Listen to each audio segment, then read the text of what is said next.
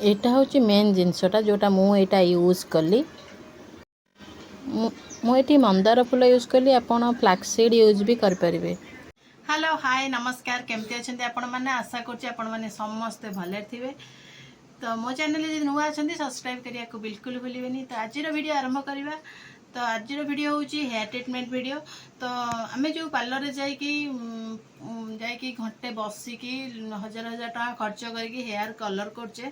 तो मुझे आज आपन को शिखेबी जे घरे केमती घरोई जिनस आम हेयर कलरिंग कर पूरा स्मूथ हेयर रहिबो। हेयर भी ग्रोथ करिबो। आमे किछि अलगा जिनस यूज करबानी घरोई जिनस रे आमे केमिति करि परिबा। आज बिल्कुल वीडियो को स्किप करें। स्किप कले जानी पारिबेनी मु कोन ता भितर यूज करूची। बहुत प्रकार जिनस ता धरे यूज करूची। आपण वीडियो को फास्ट टू लास्ट पर्यंत देखिले ही जानी पारिबे। तो चलंतु बेसी देरी न करी वीडियोटा को आरंभ करदवा।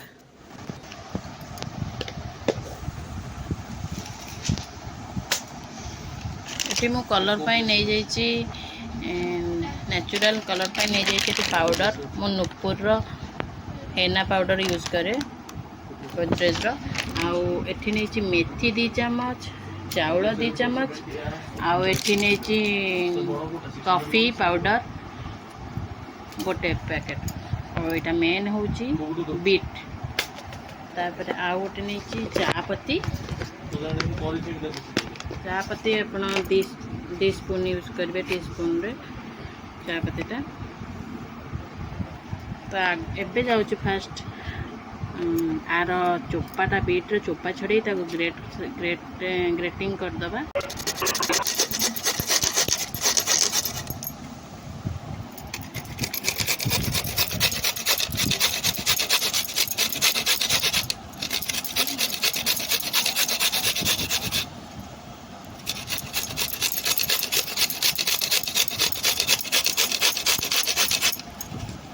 बीट रे कौन हम बीट्र छुट्टीर नेचुरल कलरटा आसो आधे जोटा वेजिटेबलटा नुहे कि बहुत भल आधे अच्छी हेयर ग्रोथ कर हेयर को नेचुरल कलर दबारे।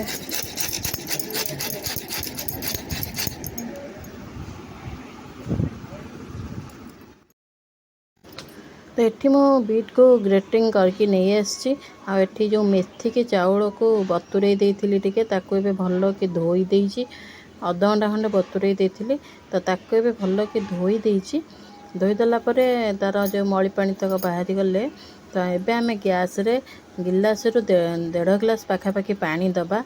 तापर ये जो मेथी की चाउल को धोईकी रखिथे ता धरे देबे। तापर जो ग्रेटिंग करी रखिथे बीट को देबे।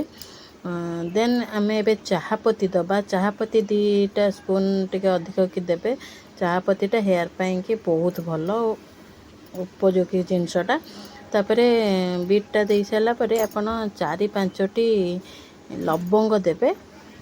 4-5टी लवंगर भी बहुत हेयर पाई कि ग्रोथिंग पाई कि अच्छी ग्रोथ पाई कि आपण जदि चाहिए ताधरे आहुरी के बहुत सारा जिनस दे पारिबे। जमिति कि मुझे मंदार फूल पाईगली जेहेतु कालीर बासी फूल थिला बहुत भी खराब भी हैनी। तो ताधरे मंदार फूल देबे। आउ आपण भी दे पारे फ्लैक्सीड जदि आपण पाखे थिबे सेटा बहुत हेयर पाई बहुत काम दिए। फ्लैक्सीड दे पारे मो पाखे तो फ्लैक्सीड अवेलेबल नथिला तो मु एतिकिरे काम चलाई देली। आको भल कि फुटापी छाड़देवे माने 1.5 गिलास पानी देइचंदी से जमती अध ग्लास हाफ ग्लास हैला बलिया ताको पानी छाड़देवे। मु एठी कहि दउची मु एठी नेइची अरुआ चाउल आपण चाहिले उष्ण चाउल नै पारे मु एथरे अरुआ चाउल ही यूज करची।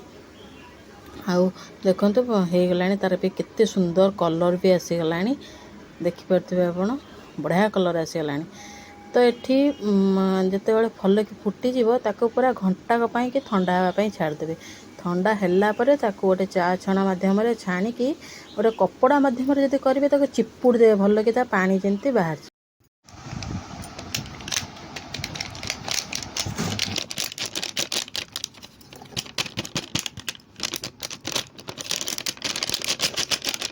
सब जाक आदि कैमेरा देहरे पशुच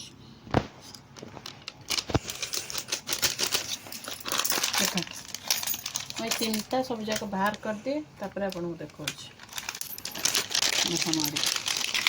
ମୁଁ 4टा ଆଣିଥିଲି କାରଣ ହେୟାर लेंथ को नेकी आपण कम बेसी करें मोर जेहेतु टिके लॉन्ग हेयर तो से मुझे 4 पैकेट आनी।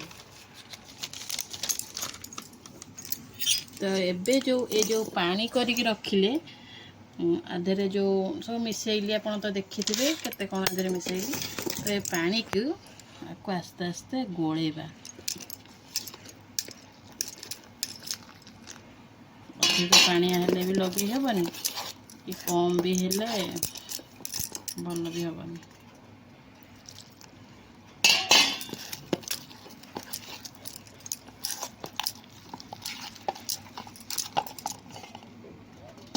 सब जगह पानी बोधे लगे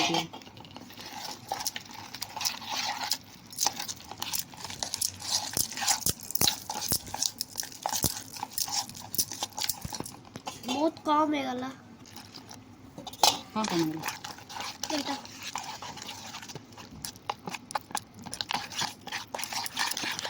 भल न फेंटिले पूरा भिंडा रही।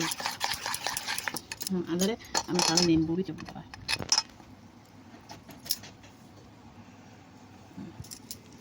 मंदी सब काटदबा।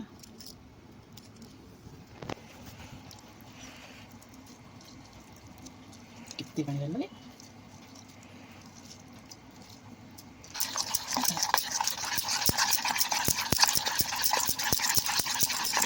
लेमू लेमू बसना लगे।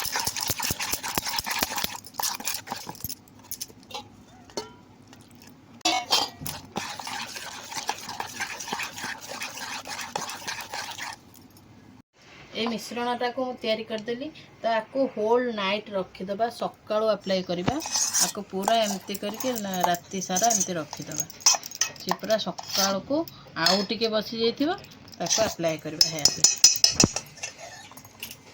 तो आपको आपण यूज करी देखंतु नेचुरल कलर आसीबा। आपण जे पार्लर रे हजार हजार टंका खर्च करचोंदी हेयर कलर पई जेकोसी हेयर रो ट्रीटमेंट पई तो आपण घरे एमती करके लगांतु देखिए पूरा नेचुरल कलर आसीबो हेयर माने ग्रोथ करिवो हेयर स्ट्रेंथ हबो मजबूत हबो बहुत बेनिफिट पाइबे आगे यूज कले। मुआ को काली राति रे करके रखी देथिली तो आज सकाळु सकाळु जेते शीघ्र लगेबी से टाइम लागिबो ना सुखिया पे तो सेति लागी समय पाखापाखि 7:45 हो गलानी 8टा भितर लगेवा सारी 11टा बेल को धोई बोली भावी तो एबे मैं लगेदेवा। हाँ लगेवा पूर्व आपण मन रखिथे तो पूर्व दिन राति रे ऑयल मसाज टे करेंगे हेयर रे माने पर्टिकुलर मुझे आपको कहूँ ऑयल मसाज उषुम ऑयल मसाज टे करके पूरा गंठी पकईकी चुटिकी रखिदे तापर दिन सकाळु सकाळु यूज करेंगे आउ आधे ऑयल पकाइक पड़ोनी जदि आप मन ना ऑयल मसाज करने तो जिते बड़े लगे आपको अप्लाई करेंगे हेयर रे 2 चामच खंडे ऑयल आउ गोटे चामच ग्लिसरीन माने मिलेकी ताको मिक्स करदेवे। तो ये देखो फाइनाली मोर लगेदेली सबु पटे लगे पछपट आगपट बढ़िया से लगेदेली मो हाथ भी देखी पारे केमती कलर हो जाए। तो देखते सबुआड़े केमती लगे देछि पछपट देखते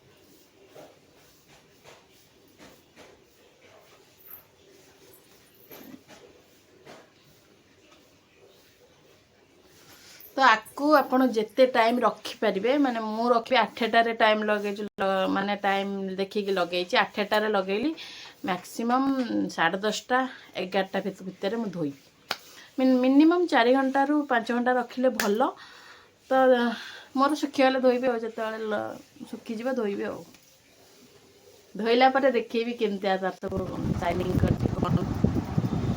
तो ये मुझे वाश कली पाखापाखि 2 ରୁ 3 घंटा रखिला ये वाश कर देछि वाश कर ऑलरेडी सुखिला हो गलानी अल्प अल्प सुखी जाइए। तो आप देखिपे केमती शाइनिंग कर सुखीगलाठू केते शाइनिंग कर।